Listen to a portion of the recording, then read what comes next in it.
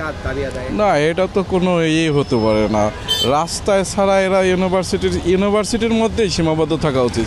রাস্তা তো পাবলিক সবার জন্য এখানে উচিত না যে রাস্তায় নাইমা গণ্ডগোল বা রাস্তা আটকানো, এসব কিছুই সম্ভব না।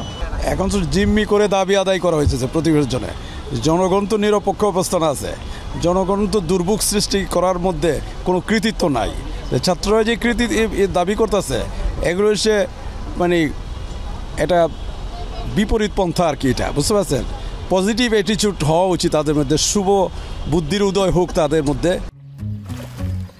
এখন তো জীবাণুদের থেকে বাঁচালে সারাদিনকে বাঁচাবে ডেটল বাঁচাবে। ডেটল দেয় জীবাণুর বিরুদ্ধে 12 ঘন্টার সুরক্ষা বলয়। সুরক্ষার বিশ্বাস থাকুক দিনভর। এই কামনা করি আমরা আর কি। ধন্যবাদ। এটা অন্যায়, এটা অন্যায়। কেন এটা করবে? এটা অন্যায়, কারণ হচ্ছে দেশ স্বাধীন হয়েছে ভালো কথা, তাই না? কিন্তু এদেশে যে এটা একটা কিছু হইলে যে সে রাস্তা অবরোধ করবে, অন্যায় করবে, এটা যথেষ্ট অন্যায়। জাতির কাছে এটা জঘন্য খারাপ আমরা মনে করি। এটা একদমই সমর্থন করি না। যে কোনো জিনিস আলোচনার মাধ্যমে করতে পারে। ছাত্ররা এখন তো আর কোনো রাজনৈতিক দল নাই।